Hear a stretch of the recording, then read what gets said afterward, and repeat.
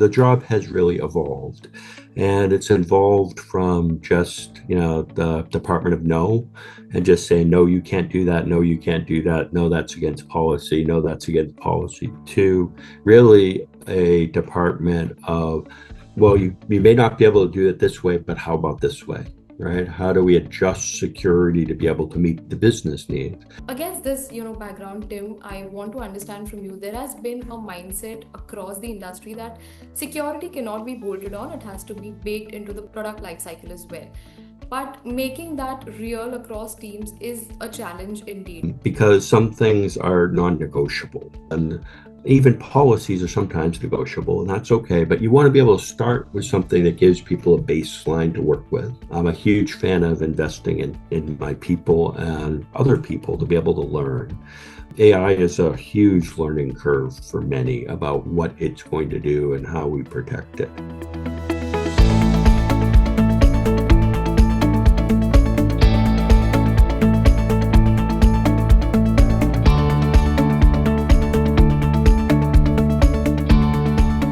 Hi, you're watching the mainstream. I am Simran Shiwalkar, your host for today, and I'm back with the new episode of our exclusive series called The Voice of CISO. Today, I am thrilled and honored to share the screen with a leader whose work has influenced the direction of cybersecurity at the highest levels. Today, we are joined by Mr. Timothy Brown. Tim Brown, as we all know him. First, Tim, thank you so much for joining us today and being a part of the series. Thank you. It's great to be here. Yeah, absolutely. Well, Tim needs no introduction. In true sense, he's a cybersecurity leader whose work has gained well recognition. I will still take this opportunity and this moment to share a few things about him. Tim Brown is a Chief Information Security Officer at SolarWinds. He brings decades of deep technical and strategic expertise to the field. Over the course of his career, he has held roles as fellow, chief architect, board advisor, and a distinguished engineer. He is also the holder of more than 15 patents related to cybersecurity innovation. His work spans core areas such as identity, threat detection, cloud security, and governance. He has also contributed his insights everywhere, right from startups and system integrators to global system integrators to the White House and Fortune 500 boardrooms. His experience sits at the intersection of engineering, strategy, and public trust, making him a vital voice in today's security conversation. Well, I'm more than excited to hear his insights and also hear some incredible stories from his experience. So, without any further ado, let's begin. Firstly, Tim, thank you so much for joining us. And as we all know, with more than a decade of experience that you bring, can you tell us a little bit about this journey? You've been leading the space for years. What keeps you going in this field and what has kept your focus over the years? Yeah, absolutely. So, it's been a long journey. And as you said, I've been doing security for over almost 25, 30 years. So, just the constant change, right? If you embrace constant change, you always have to constantly learn. You always see something new coming up. Believe it or not, internet was just starting when I started. So way back then. So you saw that evolution. Then you saw the cloud evolution. Now we're seeing the AI evolution. So we see big inflection points at different stages. And each one of those become with really exciting both opportunities and challenges from a security perspective. So, that's the best part of being, in the security field, whether as CISO or a practitioner, that it's not a boring job that you come in and do the same thing every day, right? So you always have something to learn, always have something to do differently. And always the challenge is to say, how do we keep the company we're working for safe? And how do we continue to grow our industry and grow the things that we can do? Yeah, I like the concept of why we have security is so we can go faster. It's like having brakes on a car. Why do you have brakes? It's not to go slower, it's so you can go fast. Right. And with that concept in place, we really are able to make security part of the evolutions that we go through. Wonderful. Tim, firstly, thank you so much for sharing your journey with us and sharing your, core philosophy. Again, I understand, like you said, the role of CISO or any cybersecurity practitioner. It's very challenging. There are new things coming in and day out. It's not a boring job, like you highlighted. Today, CISOs or cybersecurity leaders, it's not just about, keeping the bad guys out. It is more about leadership, resilience, and also staying ahead of the curve. They are also kind of business enablers. So, what is your take when we talk about CISOs today? Yeah, great question. And the job has really evolved. And it's evolved from just, the Department of No and just saying, no, you can't do that. No, you can't do that. No, that's against policy. No, that's against policy. To really a department of, well, you may not be able to do it this way, but how about this way? Right? How do we adjust security to be able to meet the business needs? How do we make sure people are informed of risk and the risks that something presents during a decision, but then help to develop the answers of how we can do it at an appropriate risk level? So a lot of the position winds up being able to balancing business with the security needs, with the risk needs, and really becoming more of a risk officer or cyber risk officer rather than security officer. People tend to think of security as one and zero, where they think of risk as a gradual scale. So we have to start thinking in the concept of risk. How much risk are we willing to accept? Once you do that, you're starting to talk the language of the business, because business is about risk. Business has risks in sales, business has risks in other areas.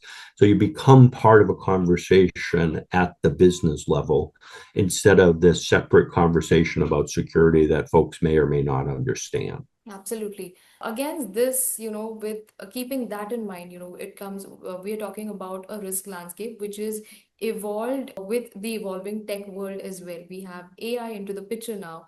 Against this, background, Tim, I want to understand from you, there has been a mindset across the industry that security cannot be bolted on, it has to be baked into the product life cycle as well.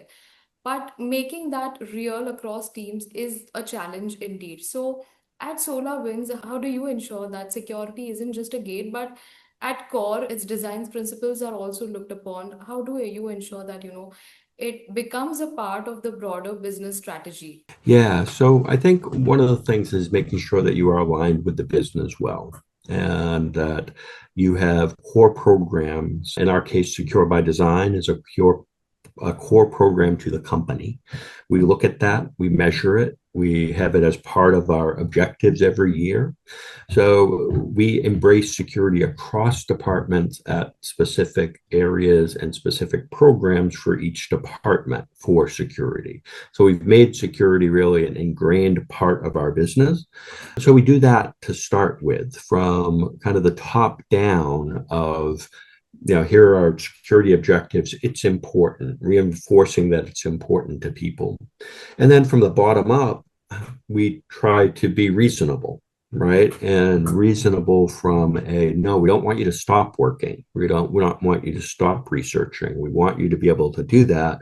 But if you're doing something risky, maybe we'll do something in a sandbox, right? Maybe we'll do something in a separate environment.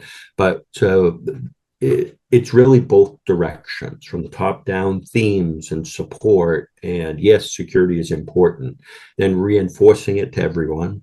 And then taking roadblocks out for people as they're implementing their business purpose, but in a secure way. So it's always about the appropriate balance. But if you do that right, you can always move forward. So we're always trying to improve. So it's not turn a switch. It's not saying 1 minute I'm not secure, 1 minute I'm secure, because the world just changes around us so fast. But if we look at it as a continuous improvement models for the whole company, then you start embracing it in the right way and you build a true culture of security across an organization. Absolutely. So again, would it, what has been your biggest levers to drive these cultural changes, whether it's among developers or architects, if I may ask so? Yeah, absolutely. So it's really a combination of a great C-suite. So very, very strong C-suite that understands the needs of security and understands how important it is for the company to succeed. And then a combination of security champions across the organization.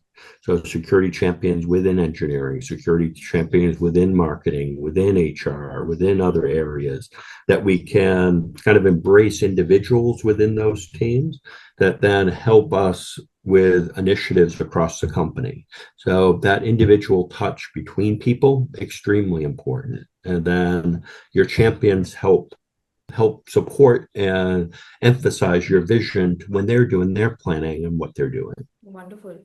Again, Tim, because you have spent so many years in cybersecurity, so coming back to your, journey, there was recently a report by Forrester suggesting that over 60% of CISOs they rely heavily on partnerships and to scale their security efforts. But even so, just one third practically feel that those efforts are being delivered. There is a gap between what is expected and what is actually being delivered. Coming back to your journey, your expertise, you have worked massively with joint ventures, also startups and integrators. So what is your take on this when it comes to having that kind of, partnerships, or what separates partnerships that work from the ones that just kind of check a box? Yeah. So I think there's a number of things. So partnerships very important. I agree with that.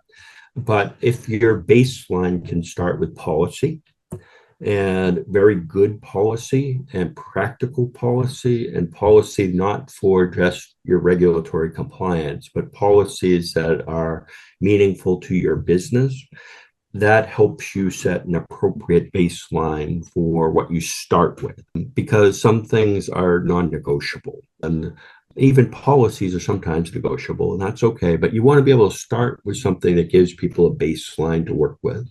Then your partnerships start coming into play. So we call them security champions within the organization. But again, partnerships at the executive teams, partnerships at the direct engineering teams for us, partnership in the individual teams that are, say in HR, marketing, etc. So if you can develop a common theme, common practices between them, trust between them is extremely important. Yeah, the trust that you need to develop, the people are going to do the right thing, because the security team's eyes only go so far, right? We can't see everything that goes on. We can't be expected to see everything goes on. So we need other people to be able to identify things. When people do identify things and tell us, hey, we just stood up this application and it doesn't go through single sign-on, but we're putting, sensitive data in it. And they will tell us that. We think that is, we celebrate that, right? It's not that we tell them they're bad. We celebrate people talking and telling us about what's going on that we can then help. So giving an organization that is really able to celebrate failures, understand failures occur, celebrate breaks from certain things, and then help them improve, as opposed to not being a organization that people want to come to and tell them what's happening. Because as I said, your eyes in a security role are only so big. So you need everybody around the company to help and watch and see things, and then let us know how we might be able to help and fix some things.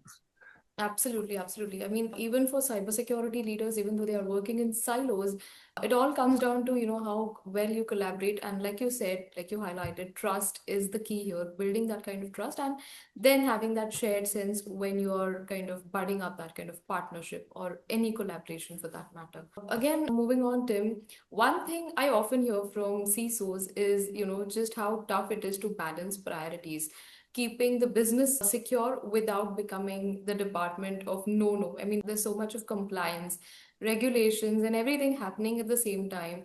From your perspective, how do you personally approach the balance between protecting the organization and also enabling it to move fast at the same time? Yeah, great question. So that the balance is always hard, right? But it's so important that you strike the appropriate balance and not expect to win every time.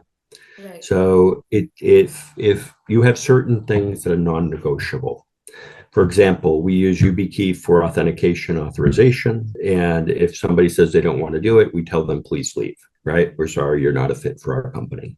So because that's a non-negotiable, strong authentication is not negotiable.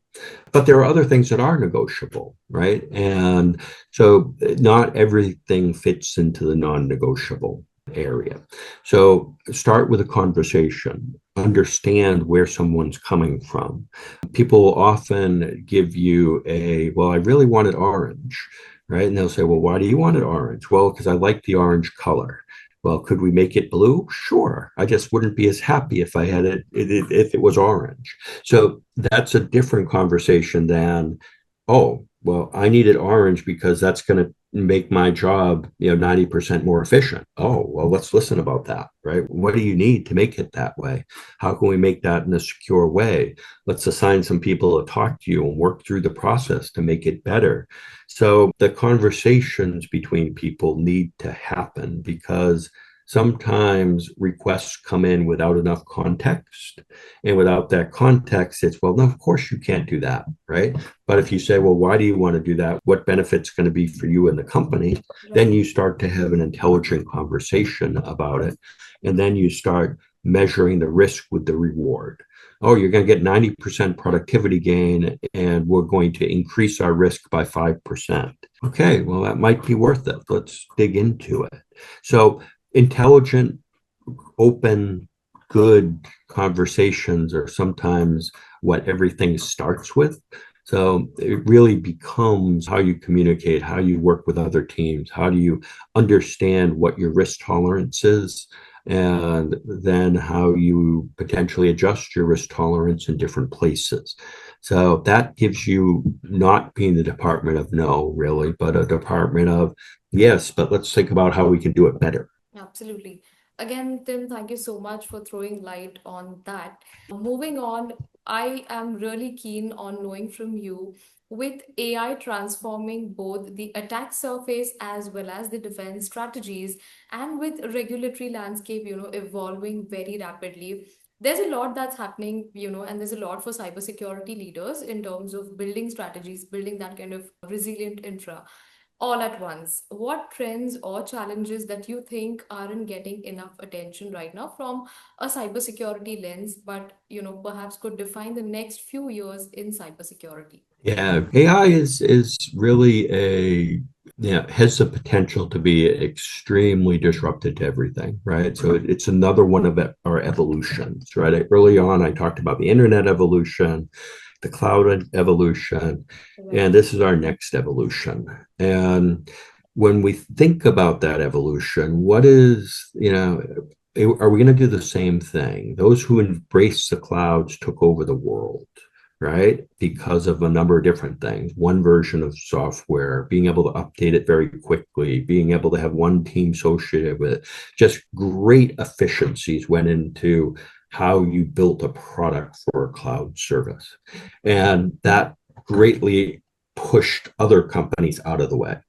So now we look at AI, and will we see that level of efficiency being gained by those companies that embrace AI and everything that they do, that they quickly exceed those who haven't? I believe that might happen. So what you'll see is truly AI-enabled companies having a great advantage over those who have not, and then they will be the ones that excel us out 5 years from now, or maybe even less. But the efficiencies that can be gained by it simply by saying, yep, I use AI for my HR and my hiring. I use AI for my coding, so I'm getting 75% more efficiency. I use AI for my help desk and my support systems. I use AI for, so when we break it down, not into single business needs, but if you look at the business justification, business value that you're getting out of each one of those, I use AI for my sales. I use AI for this. So putting that all together, that says I have an AI-enabled company that is, 30%, 50% more efficient than the ones that aren't. Now we come into security. One of the big worries is just hallucinations and AI's lying. right? That's, you can't count on the answers all the time. So you need AIs to check AIs. You need to be able to ensure that you're getting the right answers. You need to be able to use it for places that are, in some areas, it might be okay that the result may be, if the result is wrong, it won't have huge ramifications. Other areas, if the results are wrong, huge ramifications. Right. So you have to adjust your thinking, adjust your checking, adjust your ability of validation. And then, how do we make sure data doesn't leak in the wrong way, right? That, data doesn't get into public LLMs and that all of your IP is gone. So those are the types of things that we start looking at, but we've got to figure it out. And I don't think we've figured it all out yet. I think we're on a journey to figure out point problems. I'm looking forward to more, I guess framework's an overused word, but yeah, I've seen some pretty good starting points, frameworks for AI governance, AI policy, AI checking, AI tools. So all your AI business problems funnel into a centralized security platform, we'll say, that helps you control each one of these as they develop. Because you're not going to be able to stop it, right? It's happening. So, how do you make sure that it's happening under your rules? How do you make sure that you're allowing the benefits to come out? How do you make sure that you push forward as fast as you can without increased risk, or I won't say increased risk, without undue risk on the companies? So we're not quite there yet, right? But the plans are developing, technology's developing, everybody's thinking about it. You have to remember, we just went through a large conference. AI wasn't even on our bandwidth or our scope two years ago.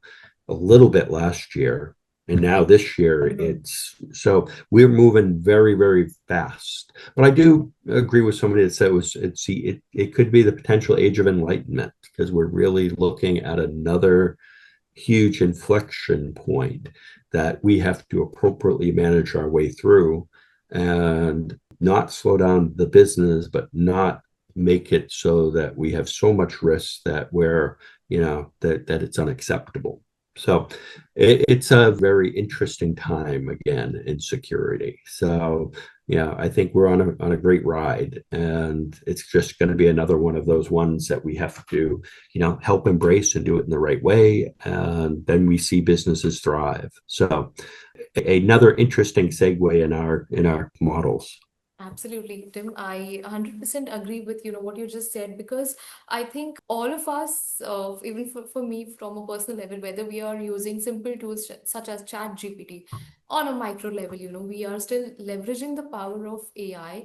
It has become a necessity, but the question lies in, is it really increasing the risk appetite for businesses and individuals, at macro level or otherwise? But like you rightly pointed out, it is going to come in, and there's no option but to actually leverage this technology to increase our defenses, or the entire strategy, the way we look at security altogether.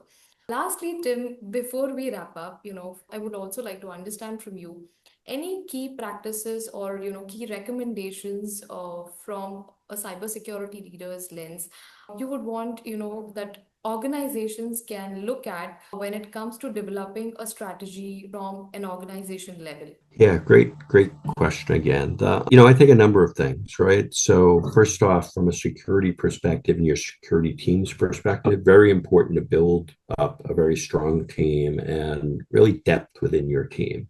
We've seen for major incidents, your job changes very quickly if you go through a major incident.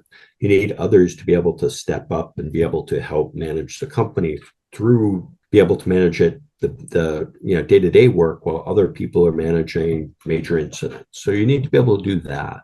You need to be able to have the appropriate skills for folks that can learn. You have to invest in them. And especially now, I'm a huge fan of investing in my people and other people to be able to learn.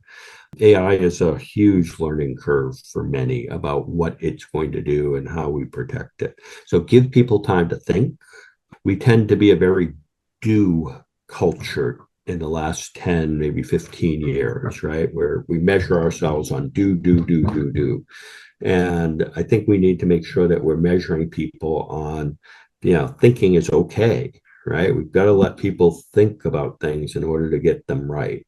So, huge fan of allocating time for thinking for people and let them have some time to not just have a schedule that says, I got to sprint, I got to sprint, I got to sprint. And that's all I do, because that dedicate some time to thought, because we need a lot of thought in this area of evolution we're in right now. But focus on your teams, focus on your relationships throughout the company, make sure that those are strong, be supportive of the company, be as understanding of what risk is to the company and what risk can be consumed by the company, and then have things you won't waver from, and then always look for constant improvement, right? And say, how are you going to do that?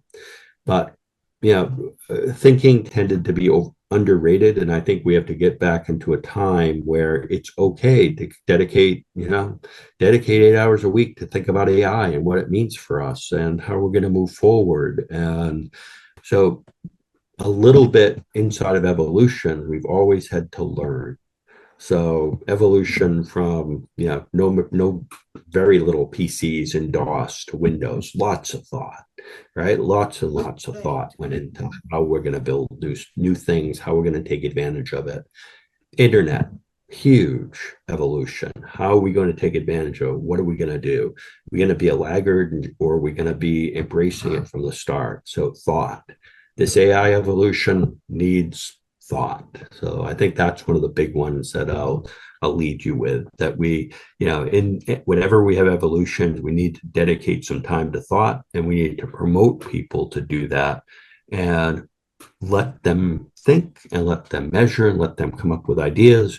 So it's not every minute of every day does not need to be a Jira sprint. Absolutely, absolutely. Thank you so much for, giving us these recommendations. And I'm sure it all boils down to one thing, whether there's this big wave of innovation coming in, technology or, AI for that matter is not necessarily a threat per se, but we can all leverage this technology for the best use and of course the way we can use it. But thank you so much, Tim, for joining us on this platform today, sharing your journey with us, dropping some key insights, and of course, sharing a lot from your experience as well. While we conclude today's episode, I'm sure our audience has a lot to take away from this session. And while we wrap up, I personally look forward to connect with you again for more such incredible insights. Excellent. Thank you. Great conversation. Hey, thank you so much, and thank you once again.